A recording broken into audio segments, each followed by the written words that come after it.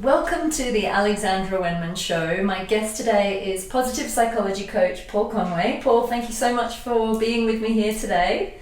Hello Al, thank you for having me. Great to be here. Very, very big pleasure to have you on the show today, especially because you and I think, have a fair amount in common, and I have to kick off the show with the word combobulation.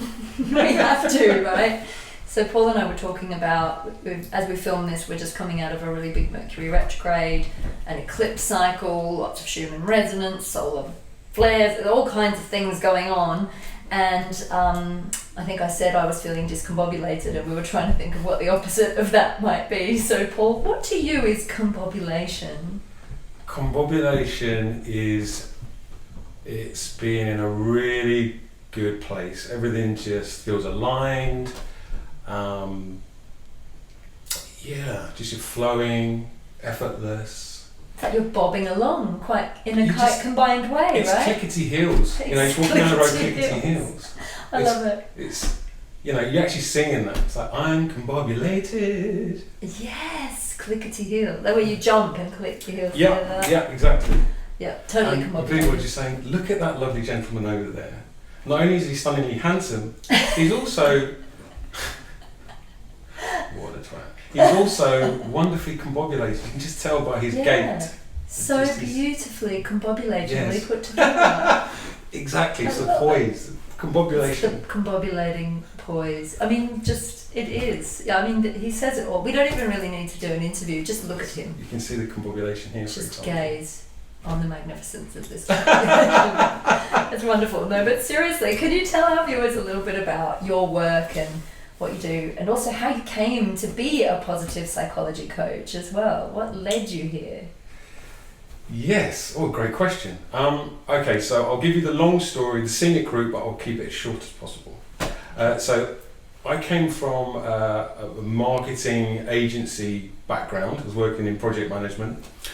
I was successful, so I climbed really high up the ladder, earning good money. But what I realised is I was climbing up the wrong ladder. I wasn't happy in my work. I felt really kind of discombobulated. Just felt really disconnected from the world, really. So friends, relationships, myself, it was affecting all facets. So I decided to do something about it. I had a choice. I can either continue down this road, and I know what this road looks like because I'm on it already, or I can take another road. I don't know what that looks like, but I know it's not this. So there's a kind of obviously a leap of faith into the unknown. What was your first steps when you decided that was the wrong ladder? I actually I sought out a coach because I think I was ready to make the jump. I think I was ready, but I think I wanted some external sounding, just something. It's for me, that was the first time in my life where I'd really looked inside myself and in that way and decided I was going to make a sort of a monumental change, and go with it. So I think I just wanted that external support, or just to sound it out, really. Yeah. So a coach felt like the most appropriate thing, and I'm so glad I did it. For people that haven't had coaching, it's really just about having a non-judgmental space where you can be held. That space is held for you, and you can talk. So it's not about giving advice, or it's really about helping you to figure out what it is that's already inside you, which is really, I think, part of the art of coaching. And I did that, and it really clarified for me that this was the right course of action to take. I did the cliche. I quit my job, put all my stuff into storage, just let everything go, and then I decided I wanted to go surfing. I love surfing, and for me it was the opposite thing of what I was doing. It was the opposite thing of the kind of the job I was in and what my daily experience was like. So getting back to nature, just being in the back line, in the water, just that calmness. I can feel it right now when I talk about it. So I decided, where am I going to go? You wore a hat, mate, with that skin. Oh, hilarious. So when I got there, so I went to Bali, that's where I decided to go. Yeah. So when I got there, very kindly, my host, the guy's house I was staying at, he made me a makeshift hat. So it was like a sort of a sun hat, but he tied string so that it wouldn't come off. I was picturing you in a massive sombrero, actually, a huge big like rainbow sombrero. Yeah, we went through a few different options, but yeah, so this string, so it kind of kept flopping down because of the water kind of weighed the.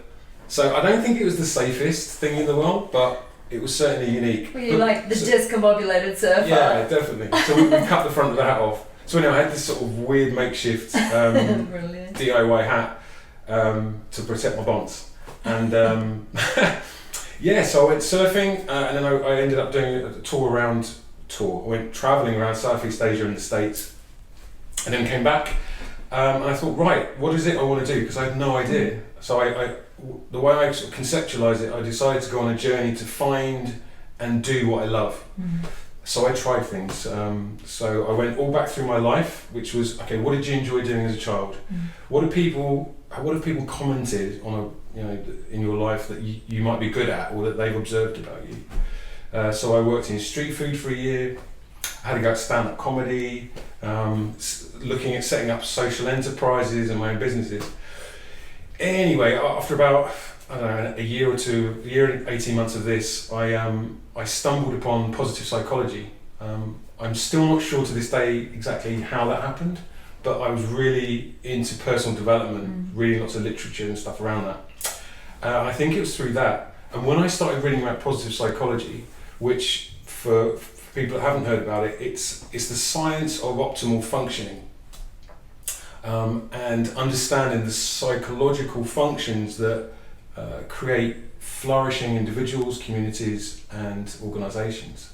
So it's really about looking at, traditional psychology is pathologic, so what's wrong with you, we're going to fix something that's wrong with you. Positive psychology is you have so much amazing resources and strengths and stuff already. How do we harness those? How do you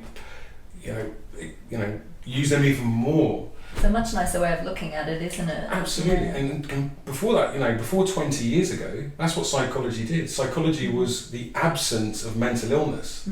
I mean, rather than the presence of mental health. So that tells you how kind of it was so biased in a kind of a a pathologic place. But anyway, so when I started reading about positive psychology, it was like it really resonated with me, who I was as a person. And the things that I did enjoy about my work, even when I didn't enjoy the job itself. And I thought, right, I need to know more about this because it felt instinctive to me, but I wanted to kind of understand the science, understand the, why do these things do the things that they do, how do they work, and I just wanted to learn more about it. Because you strike me as more of a glass half full person, generally anyway, so it sounds like it kind of suits your personality quite well. Yeah, I'm definitely an optimist, and definitely, I've got a very positive, optimistic view of human beings in general. Always have done. I love people. I love, they're just infinitely fascinating. So even when I'm on the tube, I'm people watching. What's going on in his or her life? How are they feeling right now? What's their day like? It's an infinite stream of stories, really.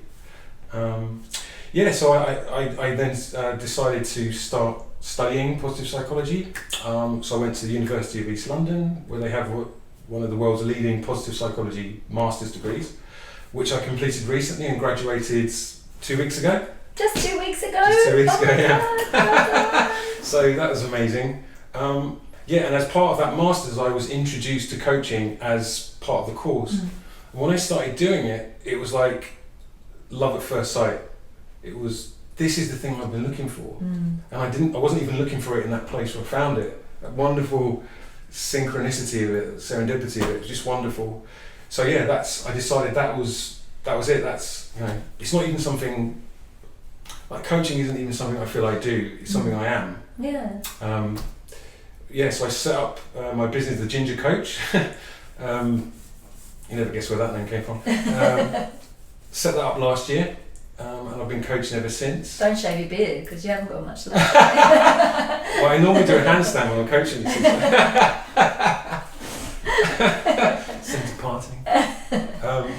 You have to grow a couple of Viking plats, I think. Yeah, I reckon that'd be a powerful look. That would really work, actually. Yeah, that would be great. So that's kind of the pathway into coaching. Wow, brilliant. And what have you learnt about yourself since you started that? Do you kind of use your tools for your own life now? I mean, you obviously did to get you there. Well, one of the most beautiful things about coaching is that it's like an experience of abundance. So for the coachee, for the client, they've got that non-judgmental space where they're moving towards their goals. So there's a very clear purpose and meaning and outcome for them. But for me as a coach, I learn about myself through learning about others. Yeah. So every single coaching session, every single experience is an opportunity to learn more about myself. Because when I hear what's going on for them in their lives, it's all part of the human condition, whatever that means to people. But for me, there's more that unites us than divides us. Totally. Yeah, you can see the connections, can't you? And I always say to people, I know that in my practice as a healer, you sort of find your way through a situation, and then I remember when I used to do readings for people, and they'd turn up and ask me advice. I feel like I was doing the reading for myself. I'd be like, this is ridiculous, the similarities going on, because so many people come in almost like a bit of a mirror, or you kind of, I find that I'll figure out how to I'll go through something, and then I'll know, and then I'll have the advice, and it's like the universe will never send you anyone that you can't help in that way. It's really beautiful, and you can see the interconnectedness of everything. Do you remember many of your individual sessions that you have with people? Quite a few. Quite a few. I mean, it's interesting because when I channel, it's harder to remember the details of it because you're sort of sitting back and you're very present, but you're kind of allowing a flow to come through. So people say, wow, you told me this and it's totally happened. And you're like, can't remember. But yeah, most of them I do. Like if people come into my room, I know what we've dealt with, Because that kind of fits in with the idea of learning from each experience. Totally. You're always able to take something from it. Yeah. So there's something special and unique about the experiences. And it's about the person anyway, isn't it? Not the situation, really. That's it. So I want to know a bit more, because you do something called street coaching, am I right? Oh yes, street coaching, yes. How does street coaching work? So the idea for street coaching, I guess it came about, so if I go back to what I said earlier, I love people. So I love being around people. A lot of my coaching is virtual, so just for the nature of, some of my clients are in different countries, Germany or wherever. So I wanted to get coaching back into this space as much as possible. Also, I don't like kind of marketing myself in a traditional way. It just feels, so a big part of who I am and my coaching practice is about authenticity. So for me, marketing in that kind of traditional way, putting ads out and stuff, just didn't feel authentic. I saw a story about a kid called Ciro Cortez, I think his name is, 12-year-old in Brooklyn in New York. And I just love this story. And basically what he did is he pitched up a little chair and a desk on a subway platform in Brooklyn, and he offers emotional support. So like $1 or $2, and he sits there. I think he's 12 at the time, he might be 13 or 14 now. But people come up to him, and there's something magical about, and again this links to authenticity, a child is very authentic. We're born authentic. We kind of lose it as we get older because all the layers come on. But there was something wonderful about seeing this story and just seeing the naturalness of an adult who probably wouldn't go and speak to anyone in their peer group, sit down with this kid in a subway platform and just ask, and the Ciro would just come back and say, and it's really kind of straight to the point insights, as a child would, seeing through all of the bullshit and just saying the truth exactly, and just seeing that wonderful reciprocal energy. It was just wonderful. And I thought, okay, you don't like marketing, you want to get back to doing more coaching. Another thing for me is really important about coaching is a lot of people just don't have access to it. They might not understand what it is, they might not be able to financially. There's lots of reasons. So I wanted to spend some of my time doing coaching for free. So all these things kind of combined, and I thought, well, why don't I just do some street coaching, like literally coach on the street. So I bought myself a big chalkboard, wrote a sign, free life coaching, positive psychology, blah blah blah, and I took it out with me into London last year. I didn't know what to expect, and I just plonked myself up in King's Cross, and I just sat there. So my only rule is I never approach anyone. Yeah, you let them come to you. Always. Yeah. That's just to respect coaching. And then individuals coming up. So it kind of serves multiple roles. So one is an individual can get coaching, or ask about coaching. So kind of break down the mythology, what are you doing here? What is a coach? What is coaching? Yeah. So even if they don't have a coaching session, they can ask me about what coaching is. We can have a conversation. I can maybe share something positive psychology, like an intervention or something, or otherwise we have a coaching session there and then. And again, it's a win-win for everybody. So it's something I'm definitely going to continue doing. What a great idea, and also it's word of mouth too, isn't it? Because if that person goes away feeling better, they're going to tell their friends, or tell their friends. Absolutely. It's wonderful. Yeah, so hopefully it's a win-win for everyone. Wowzers. And is there any other, are you going to develop the street coaching in any other ways, like branch off from it, or is that just going to be the window into your sort of coaching? So there's a couple of things on that. So one is, and this is just my sort of dream at the moment, but I would love street coaching to become a thing, like a movement. And in fact, another coach friend of mine who's based in San Diego, one of her coachees has found out about this, and now he is street coaching. You've got a franchise here, mate. Well, for me, it's just about as many coaches, if they can do this, it's just helping people, just isn't helping it? people. And I just love the idea of it becoming a movement. But the other thing I'm working on at the moment is an idea called pop-ups, PPOP, so positive psychology pop-ups. So this is, we just plonk up, similar to street coaching, on the street somewhere, a group, this time it's a group thing, of people that work in the wellbeing space, so positive psychologists. It could be yoga, channeling, I don't know, it could be whatever, but we have that wellbeing is at the heart of what we do. And it's because you've got people like yoga and stuff, it's the whole holistic approach. So we pop up and people can just come up to us and we can just share, give advice and help them with whatever it is that's going on for them. But there's something about a group which, I don't know, it's like a safety in numbers thing. I think people find it easier to approach than like a bald ginger guy with a chalkboard.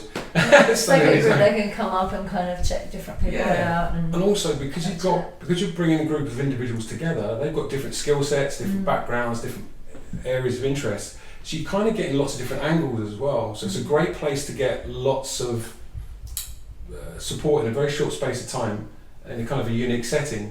And because it's a pop-up, literally, it is unique. Every time you pop up, it's going to be somewhere different. You're going to get a different combination of people. So I'm pitching this at the moment to different, it's like London Underground and people like that. And what about festivals as well? Would be a great place to roll it out, different places like that. Yeah, absolutely. Brilliant. Yeah. Brilliant. It's good because it's, instead of waiting for people to come to you, you're taking it to the people and sort of showing up. I mean, people might not even know that they need coaching or that they need help or advice. And how many of us walk around feeling a bit lost, and then suddenly here's Paul, like this little ray of sunshine. Free coaching on the street. Just what I was looking for. It's like the people that give free hugs, but it's a step further. It's brilliant. Yeah. I love it. I think there's something in that what you just said, in the sense of, I call it just giving people a nudge. So, for example, I hear it, so I'm from London, I'm a Londoner, and I hear this a lot, and I think there's a lot of justification in it, which is that people from London or big cities are generally less friendly. Now, I think there's something in that, definitely. It's not because they're less friendly, the act of being friendly has become lessened. So what I mean is, if you just say good morning or good afternoon or good evening just to one person every day, that one thing's going to make you feel better. That could transform that individual's day or their week or their month or beyond. And it's just a little nudge. People just need a little nudge to remind them of, actually, do you know what, get out of my head, my insular immediate concerns. There's a bigger world than just me. And that person just came up to me and said good morning or good afternoon. And now hopefully I feel a bit different. And And you never know who you might connect to as well. Yeah. Was it last week when we had the heat wave?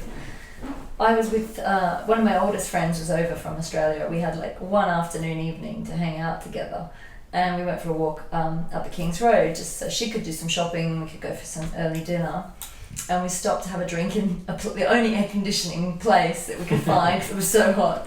And we walked in and there were no seats, but we stood at the bar, got a drink, and then I was like, oh, let's just ask these people over here if we could perch on the end of their little banquette thing. And we did, and we got into such a lovely chat with this couple, and they were a couple from up north, from Manchester, and they were like, stay, let us buy you more drinks. We were like, I was like, oh, we would love to, but it was her only night in London, so we swapped numbers and everything, and it was like this whole like, almost like long lost soul family, like, hi, so good to meet you, like so lovely. And it just started with literally, hi, do you mind if we perch on the end here for 5 minutes while we have a glass of water? Like, it was like ridiculous. That's so lovely. And I think that's the thing, if you walk around with your eyes down or on your phone or in your newspaper and you don't engage, you're not going to have those beautiful moments. Those moments can pass you by, can't they? Absolutely. That's wonderful that you're doing this. If you see people at a food market or a festival, right? If you saw them at work the day before, they would be very different. But now they're in a food market or a festival, the armour comes off, the mask comes off, and they're being themselves.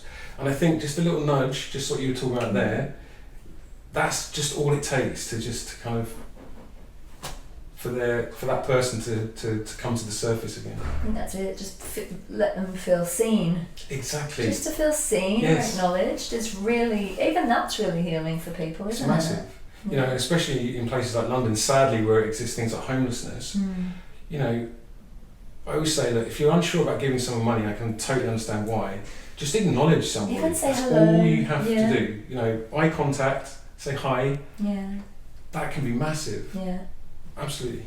Because if people do, they deliberately will look away, almost so they don't get asked for money. But I was having I interviewed a spiritual author called Lars Mull on the show, and when I turned up to interview Lars, we did it in Green Park a couple of years ago, and when I turned up to interview Lars, he was having a really in-depth chat with a homeless guy on the street, and even in the interview he said, I think some of the best spiritual teachers can be just the guy on the street. There isn't any hierarchy. You don't know what nuggets of wisdom are going to come out of random strangers if you just only have the time to say hello or to give a smile, or you just don't know, do you? You could change somebody's life just by acknowledging them. 100%. Yeah, it's that. We're quite intricate beings, human beings, and I know that isolation can be really debilitating for human beings, and I know they did a study, what was quite a shocking thing, when they found all those children in Romania that had been neglected. Oh, yeah. And they actually said that the ones that had been beaten or abused were more responsive, were better off than the ones that had just been left because they'd been neglected. And I think that's it. Human contact is so important. Contact of any kind, acknowledgement of any kind, because we're all connected, right? If you feel disconnected from that web of life or that humanness or that, it can really shut down parts of the brain as well, can't it? Absolutely. Very sad. So in terms of our connection to life and the big web of life and things and nature and everything, there's something else that you work with, which is the sky, right? You have a lovely connection to the sky and its healing properties. Yes.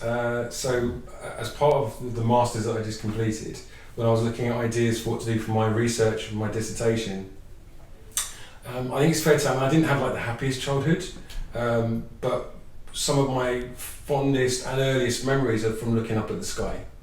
And I wanted to kind of, for me, it was like I've fantasised about living there. So being up in the clouds, just imagine these big kingdoms and what it must be to live up in these huge cumulonimbus clouds, and they're like castles almost. So on this show, there will be many that will understand that. I'm just gonna say. and it's always been a presence, like a nurturing presence in my life, the sky. I didn't actually consciously realise that until I was figuring out what I'm going to do for my research. But anyway, I figured, well, look, if this has been a positive presence in my life, maybe there are other people out there who feel the same. So I created this research called Skychology, and the idea is that it's looking at how we can use the sky to enhance well-being, because it's everywhere, it's always on, 24/7. Unfortunately, we're living in a time where we're facing sort of unprecedented global urbanisation, access to green and blue spaces, so parks, countryside, coastline, bodies of water is reducing. We're disconnecting from nature in many ways, which is it's not a good thing, because I'm sure you know experientially, but there's a ton of research which confirms that being in and around and contact with nature is good for us, like on every level, physical health, psychological well-being. Yeah, so the idea was, what if we can use the sky as an intervention to create well-being in our everyday lives? So that was the study I completed, and I got some amazing kind of results back from that. So it's now something I'm continuing to develop in terms of research, so continuing the research around that. But we're also trying to integrate it into my coaching.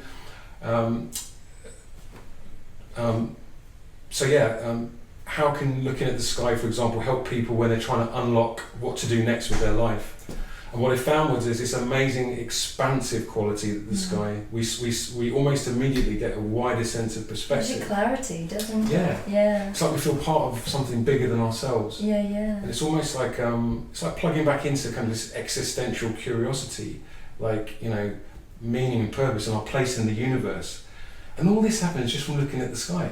Do you look at sort of messages you can get from the sky as well? Like I do scrying, which is basically reading messages. You can do tea leaf scrying or crystal scrying or things like that.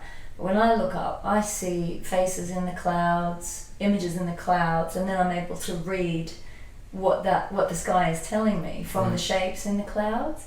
And often you'll get things like a rabbit, shape of a rabbit in a cloud, or an animal or something.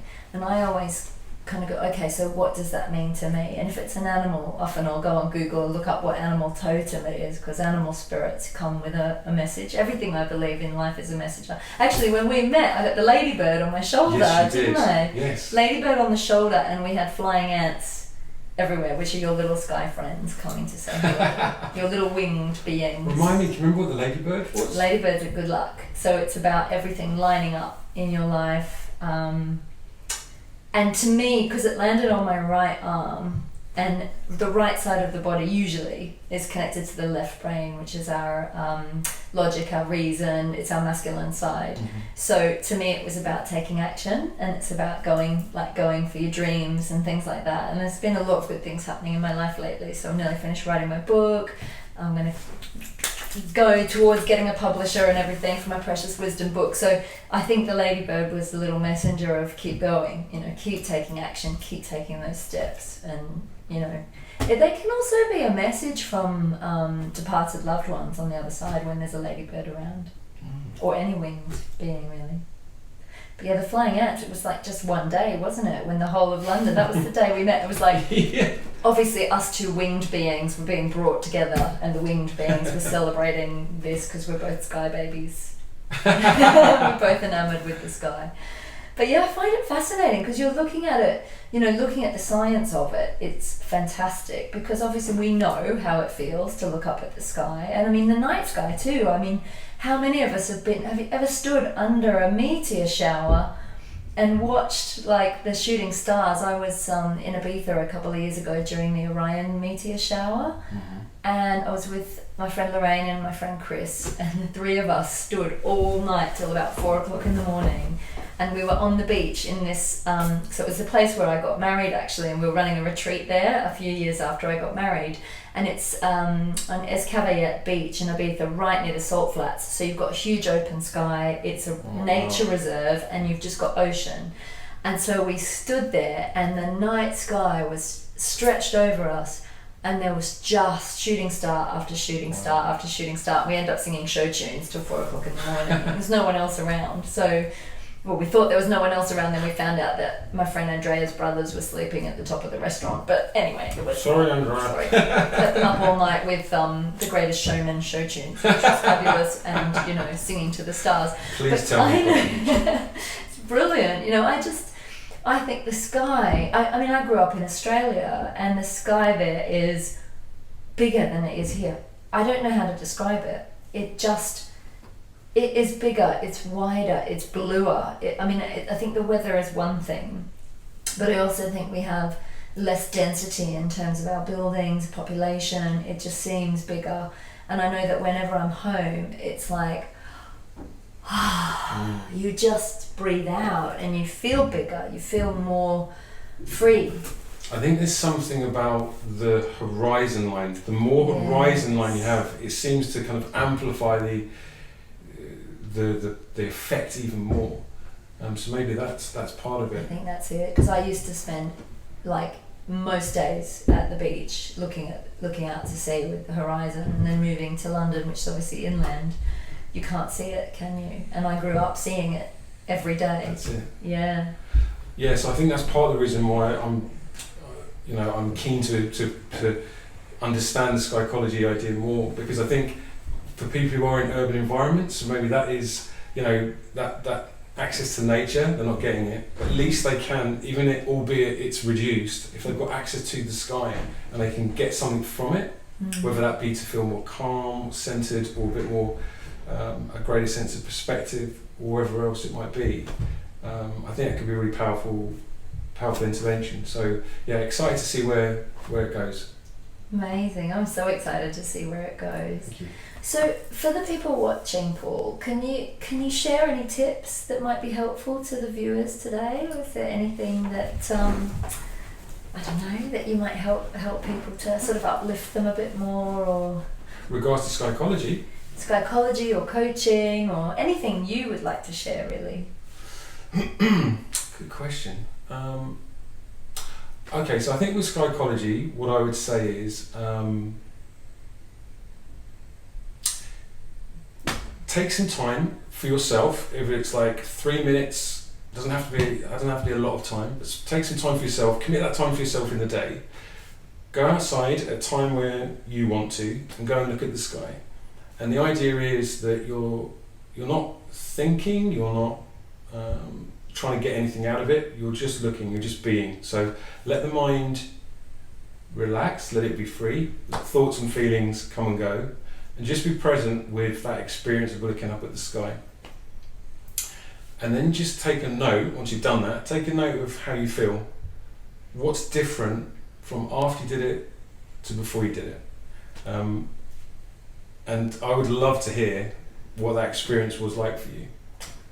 So yeah, it's no more complicated than that. So simple, isn't it? It really is. And for people, so I'm going to take it a step further too, because I'm into visualization, and I know it's better when you have the sky. But if you can't get to somewhere where you can see the sky, you can go into your imagination and imagine that you're looking up at the sky, can't you, as well? Absolutely. And then create it, like how blue is it? How vast is it? Are there clouds? What shape are the clouds? You can do it that way too. Absolutely. Yeah. I find that's a really great exercise or thing to do when, I don't know if I'm just trying to get, I'm doing it right now, just to sort of almost bring sort of a sense of mindfulness. Just imagine almost like a blue sky, and I almost try to test myself, how far can I see the blueness from? And it's like, it's all peripheral. Yes, we look it's infinite. It's never, no matter how far left, right, up or down I go, it's still blue, and that's a wonderful way. That's gorgeous. Yeah, that's a great reminder. Blue is so calming. Oh, I'm wearing it. Oh, so are you. Ah, what a coincidence. We're so combobulated. So for people who want to get hold of you, what's your website? How can they find you? Facebook, Instagram, and LinkedIn. Website coming soon. And I'll share all the links below here. And any final words that you'd like to say, Paul? Just thank you for this.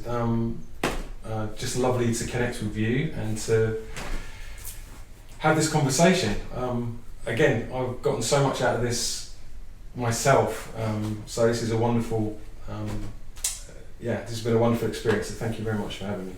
Oh, mate, thank you so much for talking to me. Oh, and for those of you watching, thank you so much for joining us on the Alexandra Wenman Show. Have a great day. Bye.